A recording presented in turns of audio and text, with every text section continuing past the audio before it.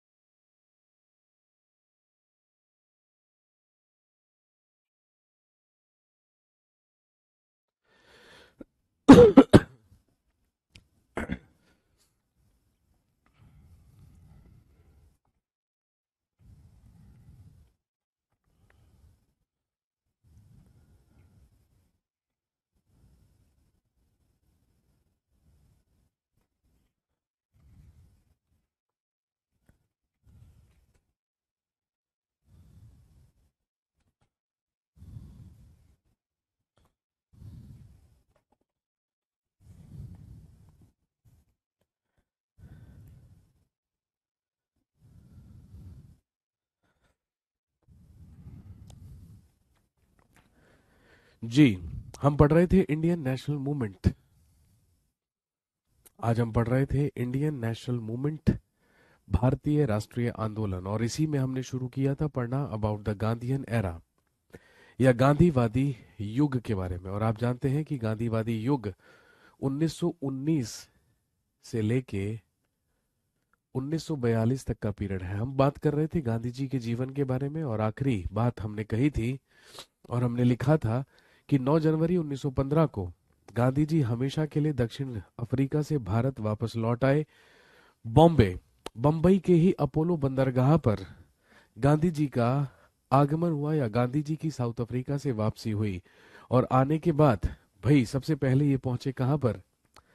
ये बंबई बंदरगाह या बंबई के अपोलो बंदरगाह आए थे। उसके बाद ये वापस गुजरात के अहमदाबाद पहुंचे। और ध्यान रखेंगे,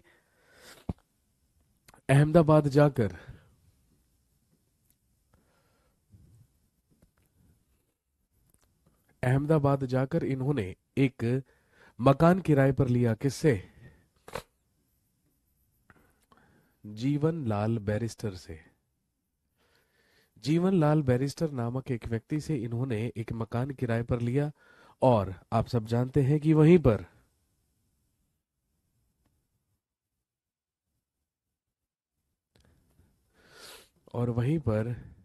25 मई 1915 ईस्वी को लिखेंगे, उसी मकान के किराए में 25 मई 1915 ईस्वी को ही फाउंडेड सत्याग्रह आश्रम। यहीं पर इन्होंने सत्याग्रह आश्रम की स्थापना की।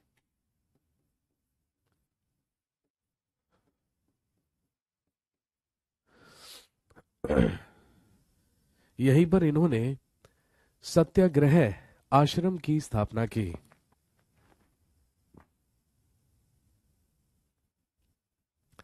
लेकिन लगभग 2 साल के बाद 17 जून सन 1917 को इस आश्रम को दैट वाज शिफ्टेड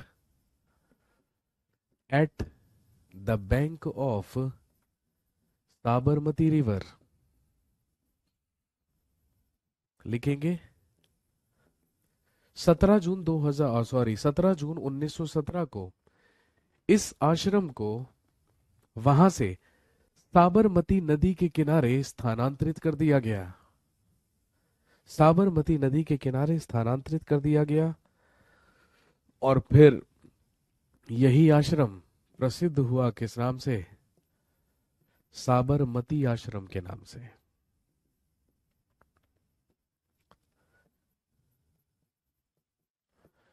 इसकी स्थापना सत्याग्रह आश्रम के नाम से हुई थी, लेकिन आगे चलकर यही बना और यही कहलाया साबरमती आश्रम।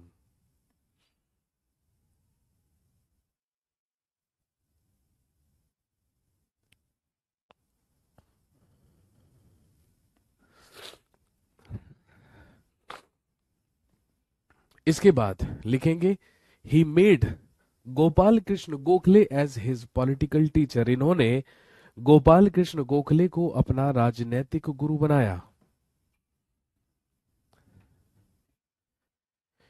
ही made Gopal Krishna Gokhale as his political teacher. इन्होंने गोपाल कृष्ण गोखले को अपना राजनैतिक गुरु बनाया और गोपाल कृष्ण गोखले के ही द्वारा गांधी जी को यह एडवाइस दी गई, गांधी जी को यह सलाह दी गई कि आप सबसे पहले पूरे के पूरे भारत का भ्रमण कीजिए। और अपने राजनैतिक गुरु की बात मानकर ही इन्होंने लगभग 1 वर्ष तक, 1 साल तक पूरे के पूरे भारत का भ्रमण किया और जायजा लिया उस समय की भारत की आर्थिक, सामाजिक और राजनीतिक स्थिति का। और आप जानते हैं, इसी के बाद गांधी जी पूरी तरीके से राष्ट्रीय आंदोलन में कूद पड़े और अपने 3 सबसे मुख्य हथियार जो थे सत्य, अहिंसा और सत्याग्रह, और अपने सबसे प्रमुख 3 हथियारों का इस्तेमाल करके इन्होंने एक महत्वपूर्ण योगदान दिया इन इंडियन नेशनल मूवमेंट या भारतीय राष्ट्रीय आंदोलन में। इंडियन नेशनल मूवमेंट में या भारतीय राष्ट्रीय आंदोलन में एक महत्वपूर्ण योगदान गांधी जी के द्वारा भी दिया गया।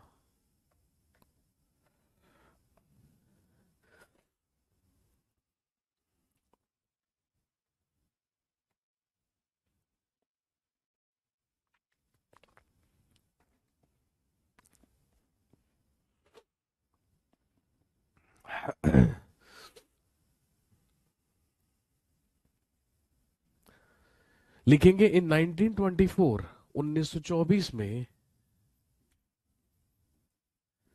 लिखिए इन 1924 1924 में Gandhi ji was the president of Belgaum session of Congress.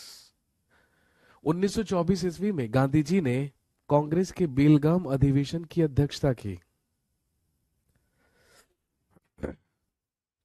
1924 में गांधी जी ने कांग्रेस के बेलगाम अधिवेशन की अध्यक्षता भी की और इसी के अगले साल in 1925 he wrote his autobiography.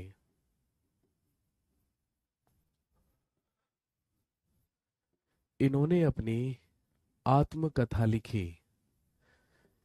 हाँ जी, जल्दी से बताइए, which is the autobiography of Gandhi ji. Gandhi ji की आत्मकथा का नाम क्या है?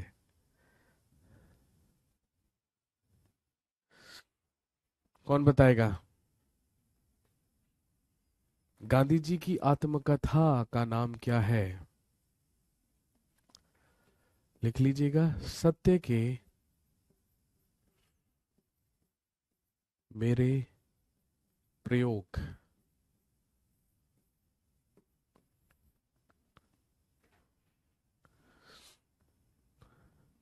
इंग्लिश में लिख सकते हैं, my experiments with the truth. सत्य के मेरे प्रयोग या my experiments with the truth.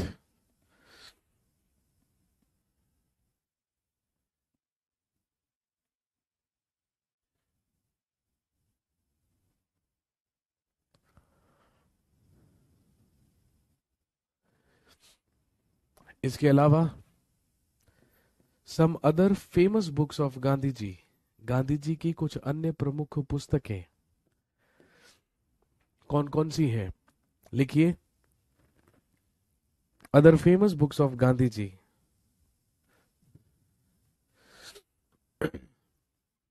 सबसे पहले लिखिए इंडिया ऑफ माई ड्रीम्स। लिखेंगे सबसे पहली India of my dream. India of my dream.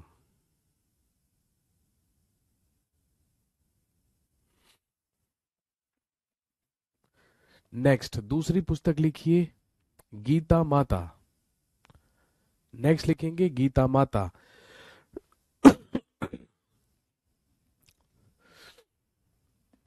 सबसे पहली इंडिया ऑफ माय ड्रीम, दूसरी लिखिए गीता माता, तीसरी द थर्ड बुक नेम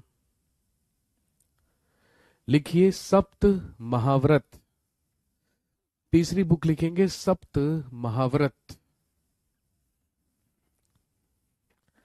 तीसरी पुस्तक है सप्त महाव्रत।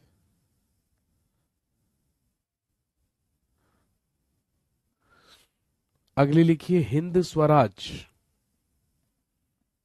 नेक्स्ट लिखिए हिंद स्वराज।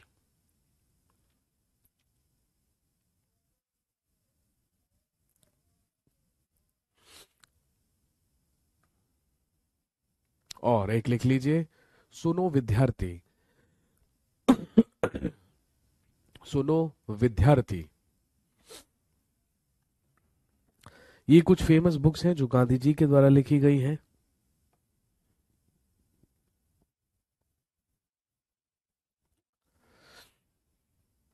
इसके बाद लिखिए some famous newspapers of Gandhi ji, Gandhi ji के प्रमुख या प्रसिद्ध समाचार पत्र। इसके बाद लिखिए फेमस न्यूज़पेपर्स या प्रसिद्ध समाचार पत्र।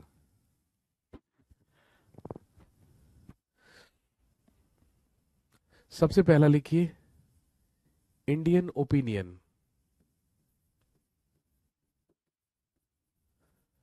सबसे पहला लिखिए इंडियन ओपिनियन, जो कहां पर प्रकाशित हुआ था? साउथ अफ्रीका में। 1903 में जब ये साउथ अफ्रीका में थे तो वहीं पर प्रकाशित हुआ था इंडियन ओपिनियन।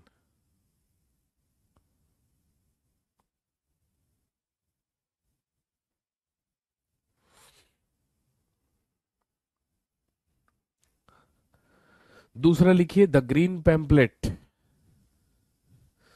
अगला लिखिए द ग्रीन पैम्पलेट।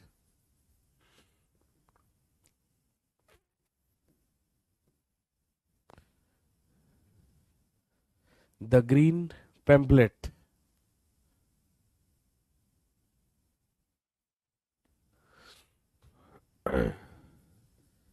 अगला लिखिए यंग इंडिया,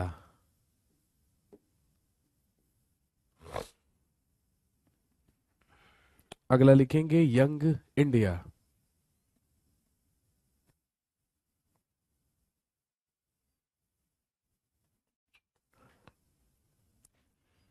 और एक कॉमन है, सब जानते होंगे आप, एक लिख लीजिए हरिजन, एक लिखेंगे हरिजन।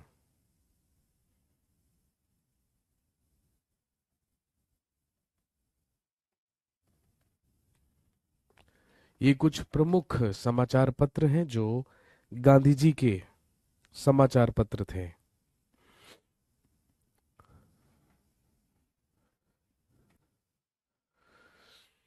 चलिए जी, अब शुरुआत करते हैं हम गांधीयन एरा की महत्वपूर्ण घटनाओं के बारे में। सबसे पहले इंसिडेंसेस लिखते हैं या इंसिडेंट्स लिखते हैं, उसके बाद मूवमेंट्स लिखेंगे, ठीक है। सबसे पहले लिख लीजिए 1919, 1919 रोलेट एक्ट, 1919 का रोलेट अधिनियम।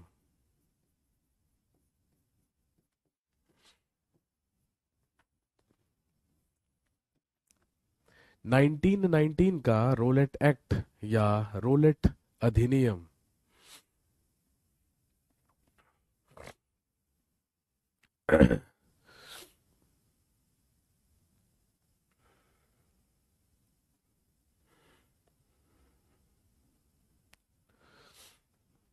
रोलेट एक्ट या रोलेट अधिनियम।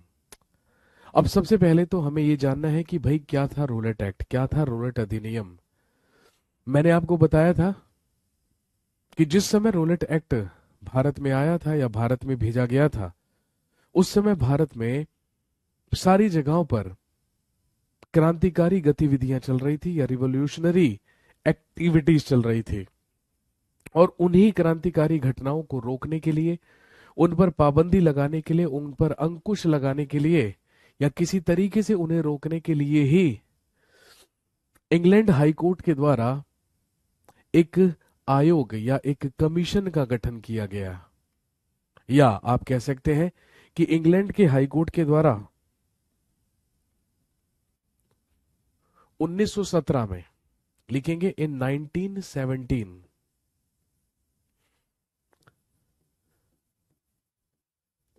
a committee was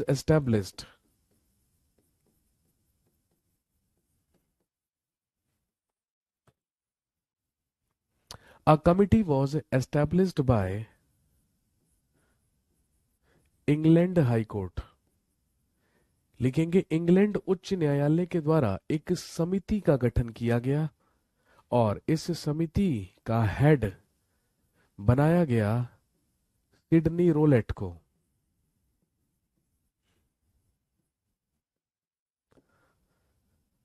इस समिति के गठन का उद्देश्य था, एम था, to control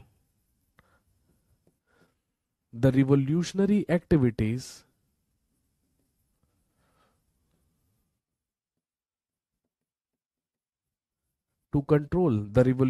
activities in India, Bharat में क्रांतिकारी गतिविधियों पर नियंत्रण या अंकुश लगाना। भारत में हो रही क्रांतिकारी घटनाओं को नियंत्रित करने के उद्देश्य से ही सिडनी रोलेट की अध्यक्षता में एक समिति का गठन किया गया था 1917 में इंग्लैंड के हाई कोर्ट के द्वारा।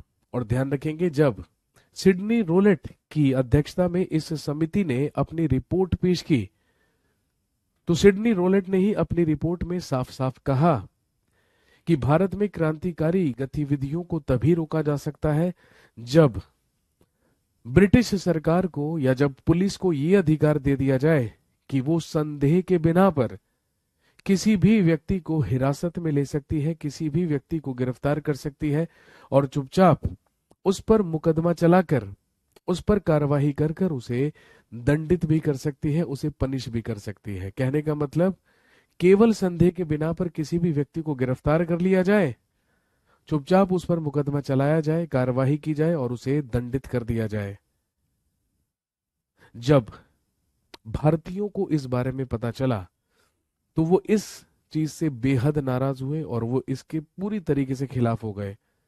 क्योंकि भाई, हमने क्या कहा?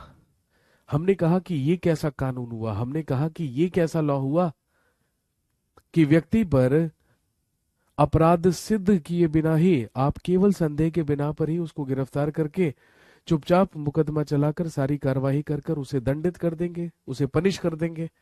ये तो एक तरीके का क्या है, काला कानून है, ये तो ब्लैक लॉ है।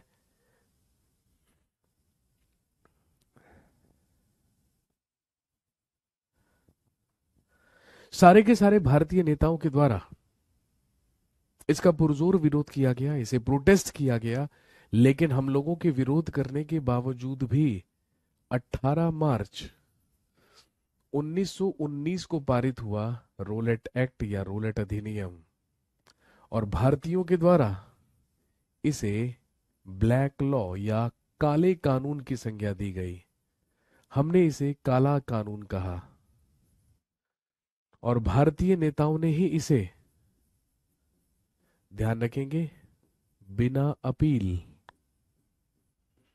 बिना दलील और बिना वकील का कानून कहा।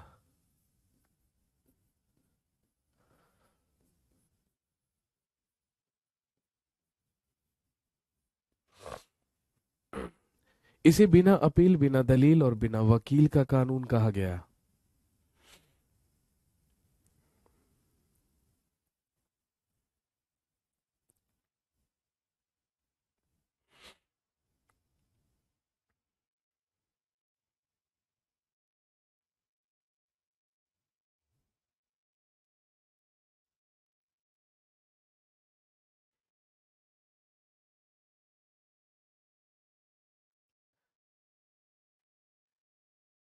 फाइनली रोलेट एक्ट पारित करके भारत भेज दिया गया। लेकिन हम सारे के सारे लोग इसका पुरजोर विरोध कर रहे थे। और ध्यान रखेंगे, गांधी जी ने भी इसका पुरजोर विरोध किया और गांधी जी ने ही इस कानून के खिलाफ 6 अप्रैल 1919 को पूरे के पूरे देश में हड़ताल करने का आह्वान किया और कहा कि हम इसके विरोध में पूरे के पूरे देश में क्या करेंगे, हड़ताल करेंगे। गांधी जी के कहने पर 6 अप्रैल 1919 को पूरे के पूरे देश में जगह जगह पर इस काले कानून के ही विरोध में हड़ताल की गई। और आलम यह हुआ कि सबसे ज्यादा विरोध प्रदर्शन कहां पर हुआ, पंजाब में। अंग्रेज सरकार के द्वारा गांधी जी के दिल्ली और पंजाब में प्रवेश करने पर पूरी तरीके से प्रतिबंध लगा दिया गया। और पूरे के पूरे पंजाब में, ध्यान रखेंगे, क्योंकि स्थिति नाजुक हो गई थी, क्योंकि कंडीशन बहुत ज्यादा नाजुक थी, इसीलिए कर्फ्यू लगा दिया गया। लेकिन ध्यान रखेंगे,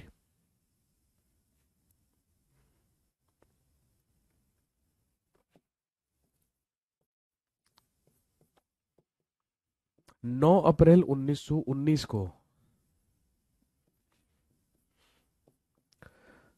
इसी कानून के विरोध में पंजाब में एक प्रोसेशन या एक जुलूस निकाला गया। भाई, अंग्रेजों ने वहां पर कर्फ्यू लगाकर रखा था, लेकिन शांतिपूर्वक इस कानून के विरोध में पंजाब में एक जुलूस निकाला गया।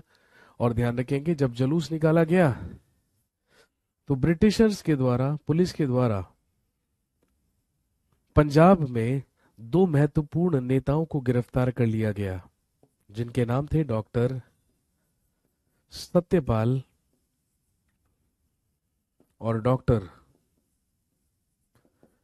सैफुद्दीन किचलू।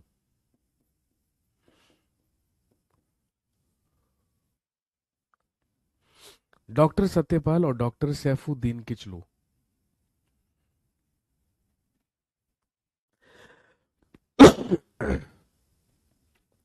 और जब इन्हें गिरफ्तार कर लिया गया तो भाई आप जानते हैं, 10 अप्रैल 1919 को जब गांधी जी हरियाणा के पलवल स्टेशन से पंजाब के लिए ट्रेन पकड़ रहे थे और पंजाब जाने की कोशिश कर रहे थे, तो ध्यान रखेंगे, हरियाणा के पलवल स्टेशन से ही भारत में सबसे पहली बार गांधी जी की गिरफ्तारी हुई और गांधी जी वॉज अरेस्टेड। क्योंकि अंग्रेज सरकार ने गांधी जी का दिल्ली और पंजाब में प्रवेश पूरी तरीके से प्रतिबंधित किया हुआ था। इसी कारणवश, इसीलिए अंग्रेजों ने गांधी जी को पलवल स्टेशन से क्या कर लिया, गिरफ्तार कर लिया। और गिरफ्तार करके गांधी जी को बंबई भेज दिया गया।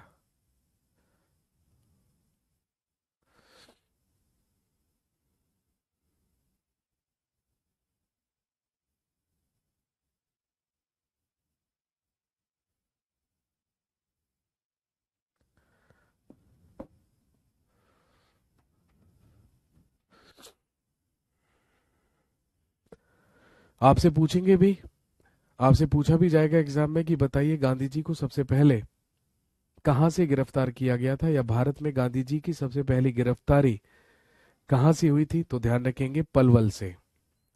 और आप जानते हैं वर्तमान में पलवल हरियाणा का ही एक जिला है, वहीं से गांधी जी को गिरफ्तार किया गया।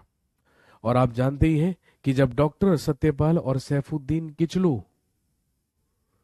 की ही गिरफ्तारी का विरोध करने के लिए शांतिपूर्वक सारे के सारे लोग पंजाब के अमृतसर के जलियांवाला बाग में इकट्ठा हुए शांतिपूर्वक विरोध प्रदर्शन करने के लिए, तो आप जानते हैं कि वहीं पर एक नरसंहार हुआ 13 अप्रैल 1919 को, जो कहलाता है जलियांवाला बाग, जो कहलाती है जलियांवाला बाग कॉन्स्पिरेसी या ब्लडशेड।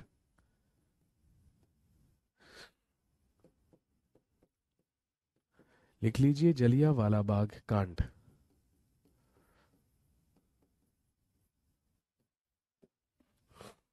जलियांवाला बाग कॉन्स्पिरेसी या जलियांवाला बाग कांड।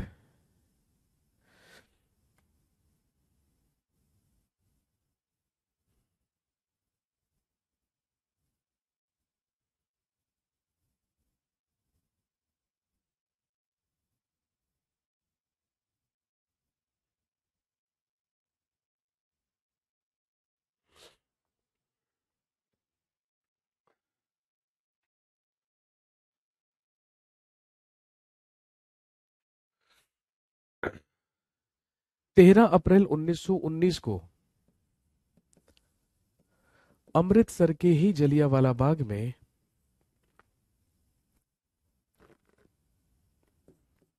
एक सभा बुलाई गई।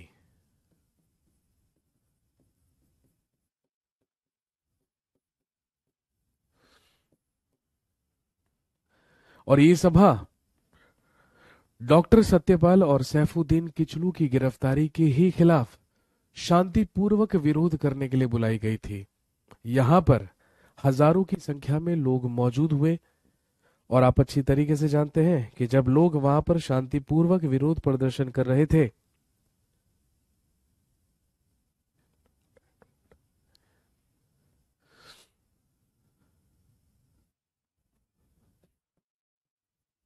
तो वहीं पर पहुंचा जनरल डायर।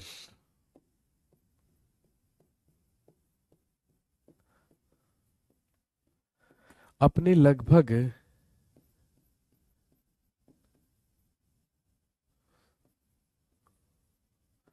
150 पुलिसमैन या 150 पुलिस कर्मियों के साथ।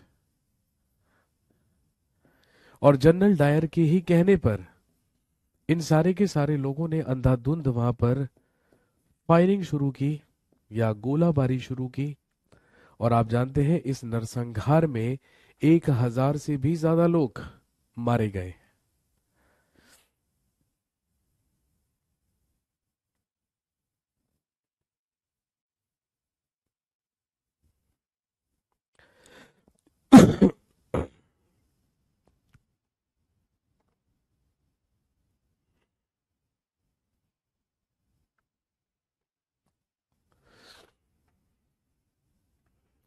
और यही यही घटना इतिहास में प्रसिद्ध है जलियांवाला बाग हत्याकांड के नाम से या जलियांवाला बाग कॉन्स्पिरेसी के नाम से। 1000 से भी ज्यादा लोग इस हत्याकांड में, इस ब्लडशेड में मारे गए। और हम सब जानते हैं कि जलियांवाला बाग हत्याकांड के ही विरोध में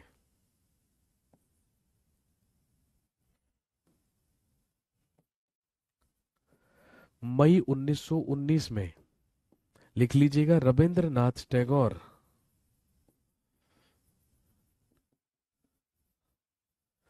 Rabindranath Tagore returned his title of knighthood to the British government. लिखेंगे इसी घटना के विरोध में रविंद्रनाथ टैगोर के द्वारा इसी घटना के विरोध में रविंद्रनाथ टैगोर के द्वारा ब्रिटिश सरकार को अपनी नाइटहुड, या रविंद्रनाथ टैगोर ने ब्रिटिश सरकार को अपनी नाइटहुड और सर की उपाधि वापस लौटाई। अंग्रेजों के द्वारा ही रविंद्रनाथ टैगोर को नाइटहुड और सर की उपाधि दी गई थी। और ये दोनों की दोनों ही वापस लौटा दी गई रविंद्रनाथ टैगोर के द्वारा।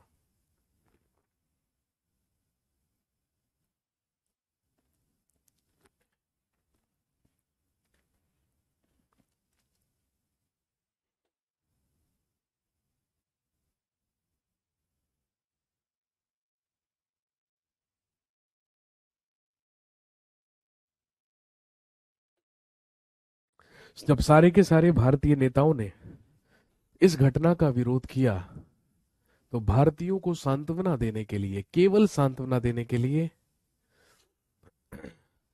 1 अक्टूबर 1919 को इस घटना की जांच करने के लिए एक कमेटी का गठन किया गया, जो कहलाती है हंटर कमेटी, जो कहलाती है हंटर समिति।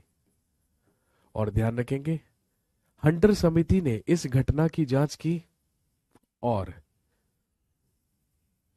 जनरल डायर को और जनरल डायर को टर्मिनेट कर दिया गया, बर्खास्त कर दिया गया और इसे वापस भेज दिया गया। कहां पर? ब्रिटेन।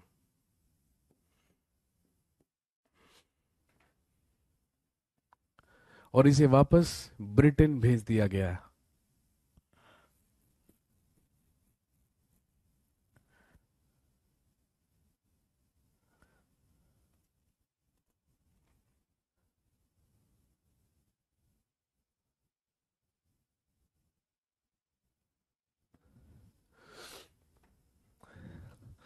गांधी जी ने इस हंटर समिति की रिपोर्ट का पुरजोर विरोध किया और कहा कि अंग्रेजों ने केवल और केवल भारतीयों को सांत्वना देने के लिए और बेवकूफ बनाने के लिए इस घटना की जांच करवाई है और चुपचाप जनरल डायर को उसके पद से हटाकर कहां भेज दिया है?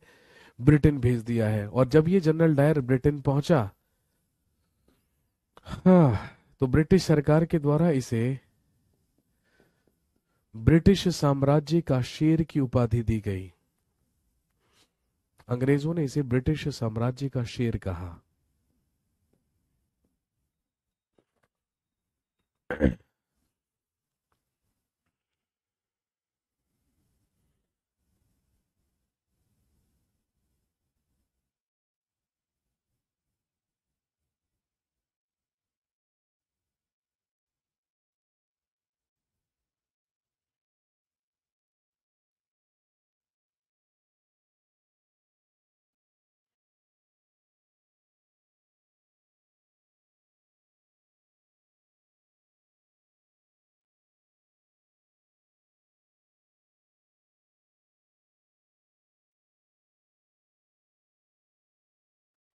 सर, कामागाटा मारू क्या है? मेरे भाई, जहाज का नाम है। जब हम रिवॉल्यूशनरी एक्टिविटीज पढ़ेंगे ना, क्रांतिकारी गतिविधियों का चरण पढ़ेंगे, तब बात करेंगे कामागाटा मारू कॉन्स्पिरेसी के बारे में। जहाज का नाम है कामागाटा मारू।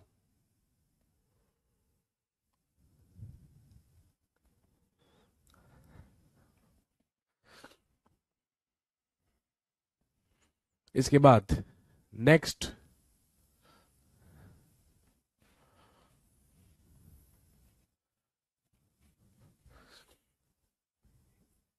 नेक्स्ट 1919 से 1924 तक लिखिए खिलाफत मूवमेंट।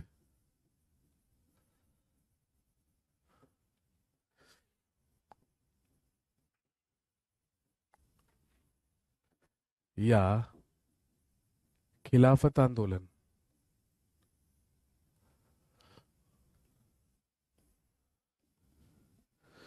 खिलाफत मूवमेंट या खिलाफत आंदोलन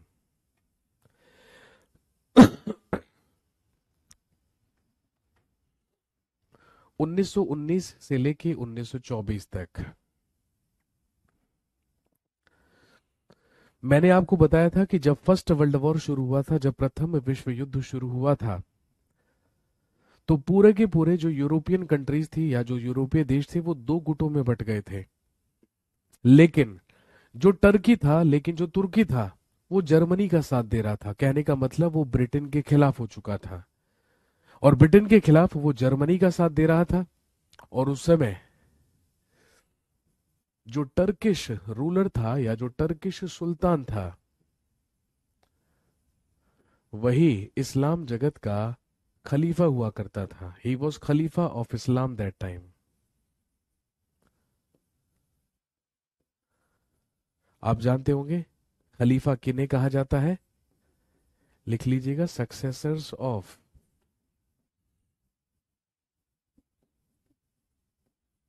हजरत मोहम्मद। हजरत मोहम्मद या पैगंबर मोहम्मद या प्रॉफिट मोहम्मद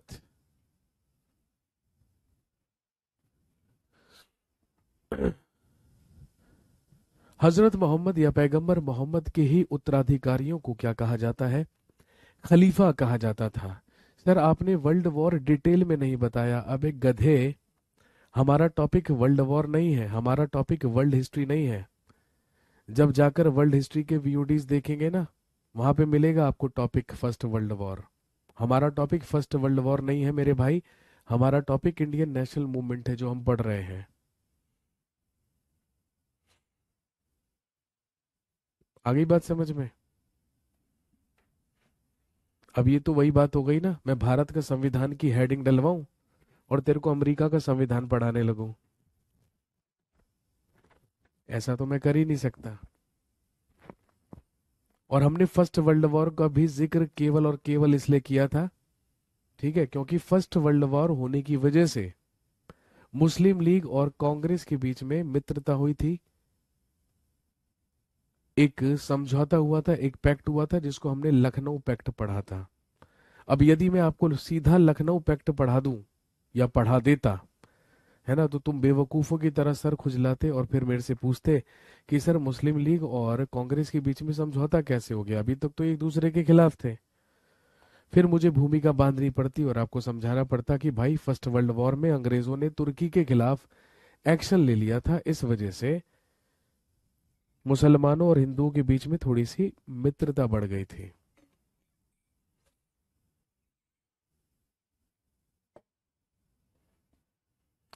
और तू सोच रहा है कि मैं फर्स्ट वर्ल्ड वॉर टॉपिक पढ़ा रहा था, है ना, कि तेरे को फर्स्ट वर्ल्ड वॉर डिटेल में पढ़ना है। जिस एग्जाम की तू तैयारी कर रहा है ना मेरे भाई, चपरासी वपरासी बनने के लिए, उस एग्जाम में वर्ल्ड हिस्ट्री आती ही नहीं है। ये बता सबसे पहले किस एग्जाम की तैयारी कर रहा है?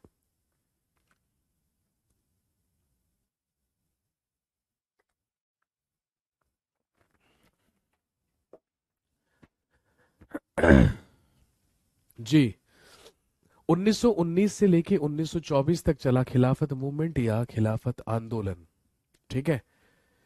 उस समय तुर्की का सुल्तान ही इस्लाम जगत का खलीफा हुआ करता था। और ध्यान रखेंगे, यदि आप इस्लाम जगत की बात करें तो इस्लाम जगत में सबसे बड़ा धर्म गुरु, सबसे बड़ा ही धर्म गुरु माना जाता था कौन? खलीफा। इस्लाम जगत के ही सबसे बड़े धर्म गुरु को खलीफा कहते थे और खलीफा हजरत मोहम्मद या पैगंबर मोहम्मद साहब के उत्तराधिकारियों को कहा जाता था। जैसे ही फर्स्ट वर्ल्ड वॉर शुरू हुआ, तो भाई आप जानते हैं 1914 में फर्स्ट वर्ल्ड वॉर शुरू हुआ।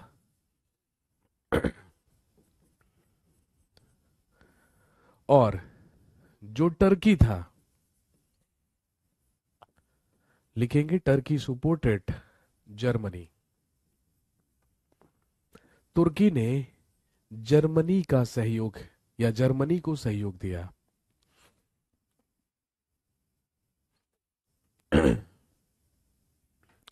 Turkey supported Germany.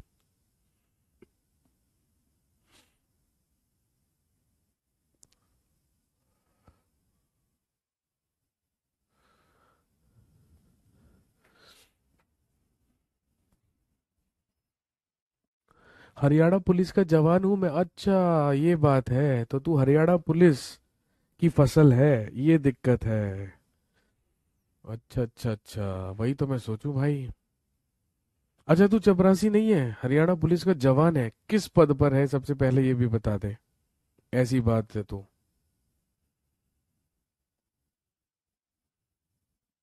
ये भी बता दे फिर तू किस पद पर है। डीएसपी वीएसपी है क्या हरियाणा में? ऐसा कुछ है क्या भाई? हरियाणा पुलिस के जवान, हरियाणा पुलिस की जवानी निकाल अंदर से, ठीक है, और यहाँ पे ध्यान दे। अच्छा कांस्टेबल है भाई, फिर तो भाई डरना पड़ेगा तेरे से, फिर तो तू बड़ा आदमी है। ठीक है भैया, हरियाणा पुलिसगिरी बाद में चलेगी, अभी तू बोर्ड पे देख और जो समझाया जा रहा है उसको समझ ले आराम से। ठीक है, हरियाणा पुलिस के मेरे जवान, जवानी बाद में दिखाइयो, पहले जो पढ़ा रहा हूं उसको समझ ले। ठीक है, नहीं तो कांस्टेबल का कांस्टेबल ही रह जाएगा। मेरी बात मान ले तभी डीएसपी बन पाएगा।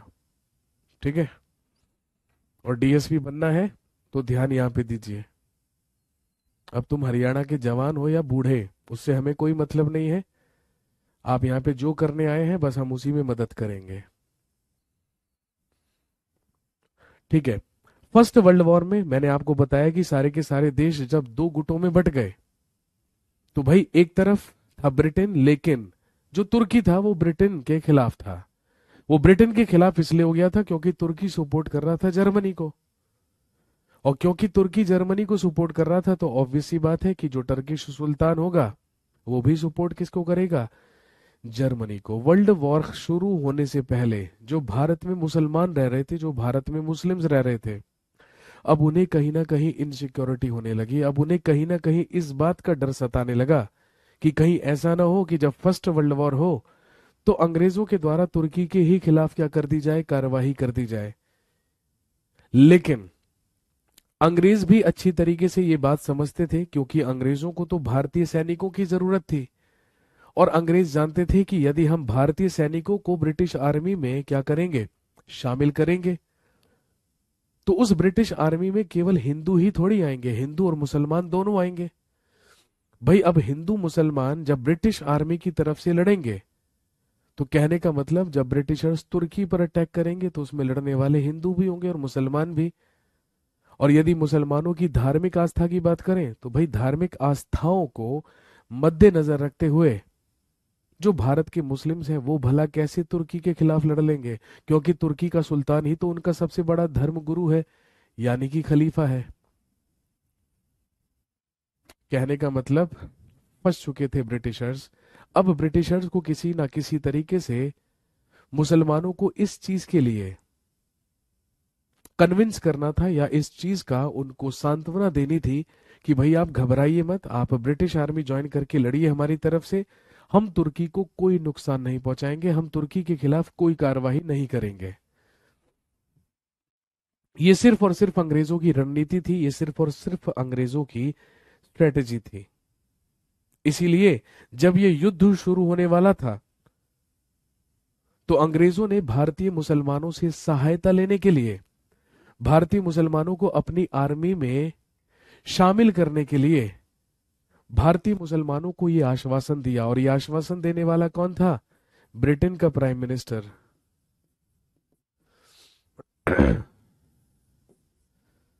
और आप जानते हैं उस समय ब्रिटेन का प्राइम मिनिस्टर हुआ करता था लॉर्ड जॉर्ज।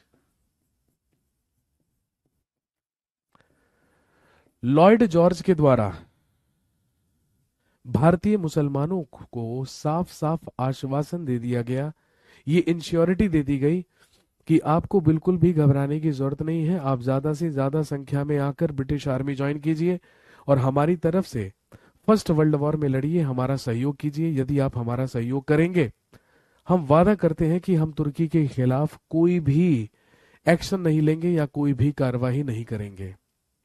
कहने का मतलब भारतीयों को बेवकूफ बनाकर अंग्रेजों ने ज्यादा से ज्यादा भारतीयों को शामिल कर लिया ब्रिटिश आर्मी में, जिसमें हिंदू भी थे और मुस्लिम्स भी थे और मुसलमान भी थे।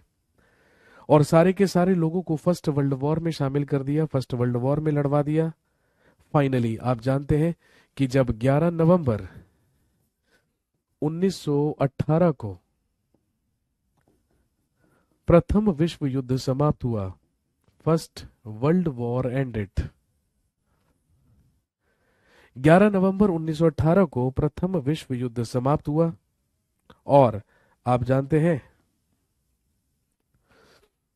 इसी के तहत 1920 में सेवरेज की संधि हुई।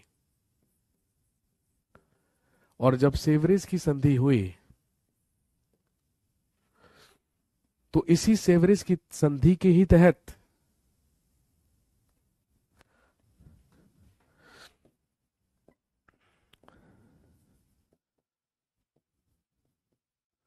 तुर्की साम्राज्य समाप्त कर दिया गया और सारे के सारे मित्र राष्ट्रों, सारे के सारे मित्र राष्ट्रों ने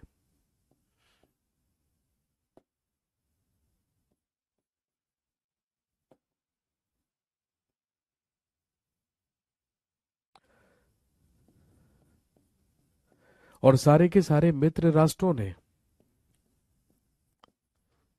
तुर्की को बांट लिया या तुर्की का विभाजन कर दिया।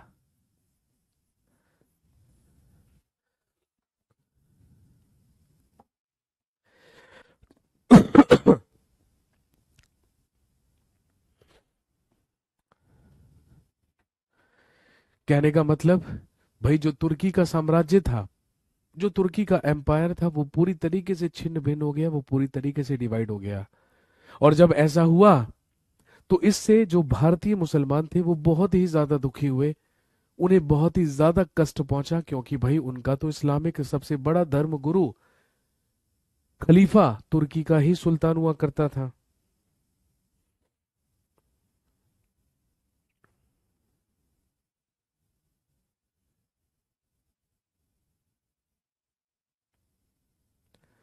सारे के सारे इंडियन मुस्लिम्स ने, सारे के सारे भारतीय मुसलमानों ने इस बात का पुरजोर विरोध किया। और ध्यान रखेंगे, गांधी जी के ही द्वारा,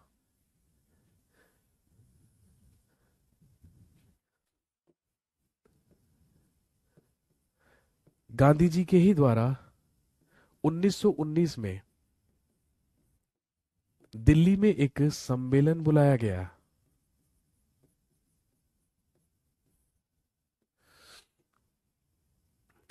गांधी जी के ही आह्वान पर, गांधी जी के ही कहने पर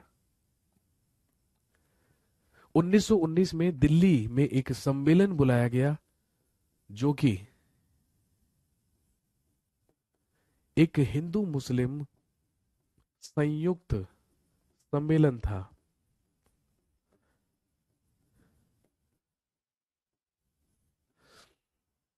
that was a combined conference of Hindus and Muslims in India. ये भारत के हिंदू और मुसलमानों का एक संयुक्त सम्मेलन था जो दिल्ली में बुलाया गया नवंबर 1919 में। किसके द्वारा? गांधी जी के द्वारा। और इसे बुलाने का एम या उद्देश्य क्या था? इसे बुलाने का उद्देश्य था खिलाफत पर चर्चा करना,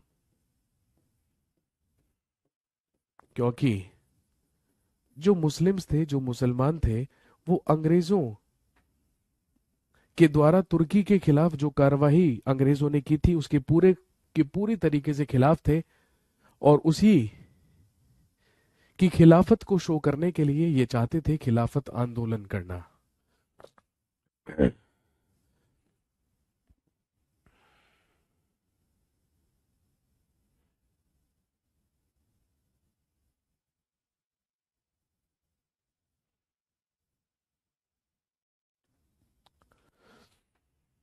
क्योंकि अंग्रेजों ने, क्योंकि ब्रिटिश सरकार ने भारतीय मुसलमानों को यह आश्वासन दिया था कि हम तुर्की के खिलाफ कोई भी कार्रवाई नहीं करवाएंगे, लेकिन हिंदू और मुसलमान सैनिकों को भेजकर ही तुर्की के खिलाफ ही क्या करवाई? कार्यवाही करवाई। इस बात से नाराज हुए भारतीय मुसलमान, और उन्होंने देखा कि जो अंग्रेज हैं वो अपनी बात से, अपने वादे से क्या है, पूरी तरीके से मुकर गए हैं। इसीलिए भारत के हिंदू और मुसलमानों ने किसी भी तरीके से अंग्रेजों का सहयोग करने से साफ साफ इनकार कर दिया और कह दिया कि अब हम अंग्रेजों का किसी भी कीमत पर किसी भी चीज में सहयोग नहीं करेंगे या ना ही कॉपरेट करेंगे। इसके बाद जुलाई 1921 में, इसके बाद जुलाई 1921 में कराची में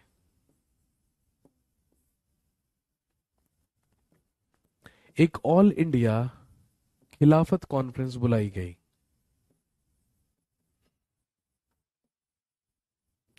जुलाई 1921 में अखिल भारतीय खिलाफत सम्मेलन का आयोजन करवाया गया।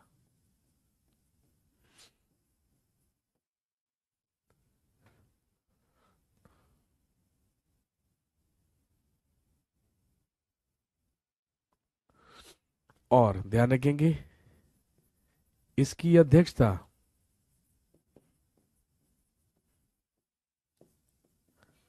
इसकी अध्यक्षता कर रहे थे मौलाना मोहम्मद अली। इसकी अध्यक्षता मौलाना मोहम्मद अली के द्वारा की गई थी।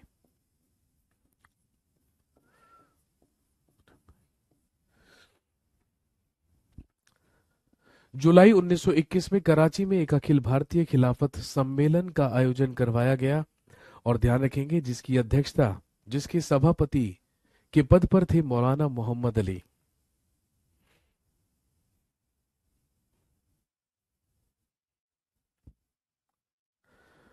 और ध्यान रखेंगे मौलाना मोहम्मद अली के ही द्वारा इस अखिल भारतीय खिलाफत सम्मेलन में एक महत्वपूर्ण घोषणा की गई।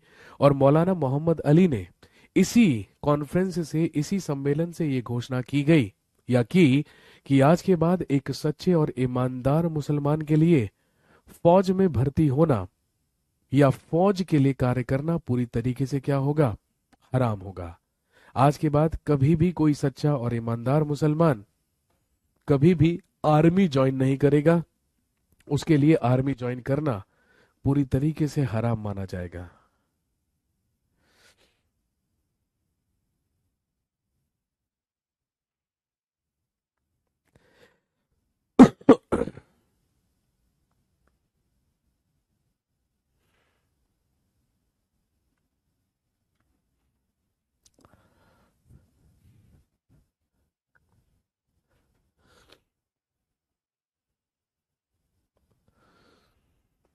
लिखेंगे after that Gandhi ji supported him, after that Gandhi ji supported him, इसके बाद गांधी जी ने इन्हें सहयोग किया।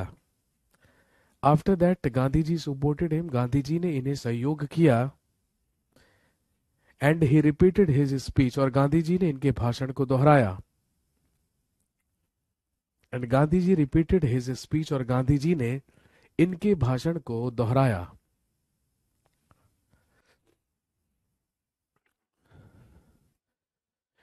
लिखेंगे Khan Abdul Ghaffar Khan, Khan Abdul Ghaffar Khan also supported that Khilafat movement. लिखेंगे खान अब्दुल गफ्फार खान ने भी, खान अब्दुल गफ्फार खान ने भी खिलाफत आंदोलन का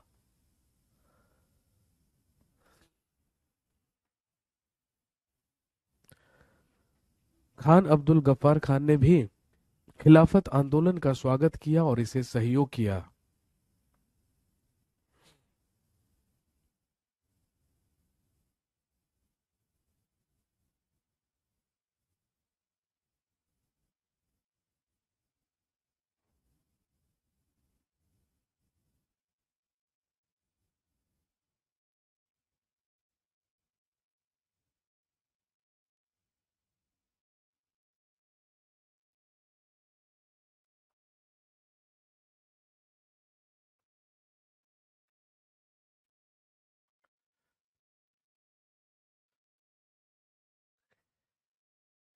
इसके बाद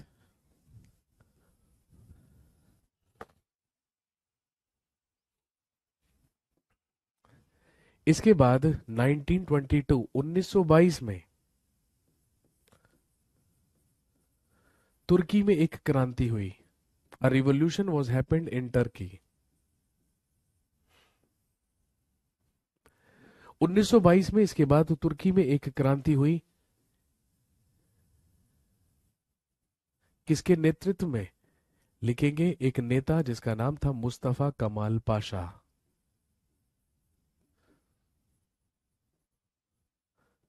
तुर्की में ही एक नेता मुस्तफा कमाल पाशा के नेतृत्व में ही 1922 में तुर्की में एक रिवॉल्यूशन हुआ, तुर्की में एक क्रांति हुई।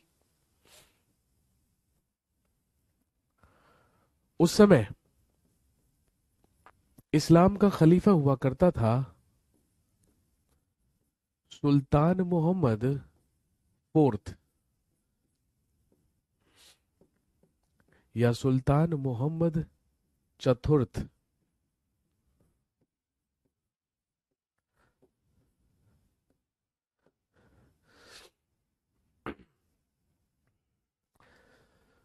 जब मुस्तफा कमाल पाशा नामक एक नेता के नेतृत्व में तुर्की में 1922 में एक क्रांति हुई, तो ध्यान रखेंगे इसी क्रांति के तहत सुल्तान मोहम्मद चतुर्थ को मुस्तफा कमाल पाशा ने डिथ्रोन कर दिया, यानी कि लिखेंगे सिंहासन से हटा दिया। और सुल्तान मोहम्मद चतुर्थ को डिथ्रोन करके या सिंहासन से हटाकर उसके स्थान पर अब्दुल मजीद को, उसके स्थान पर अब्दुल मजीद को इस्लाम का नया खलीफा घोषित कर दिया। अभी तक इस्लाम जगत का खलीफा सुल्तान मोहम्मद फोर्थ हुआ करता था, लेकिन उसे सिंहासन से हटाया गया मुस्तफा कमाल पाशा के द्वारा, और उसके स्थान पर अब्दुल मजीद को इस्लाम धर्म का, इस्लाम जगत का अगला खलीफा बना दिया गया।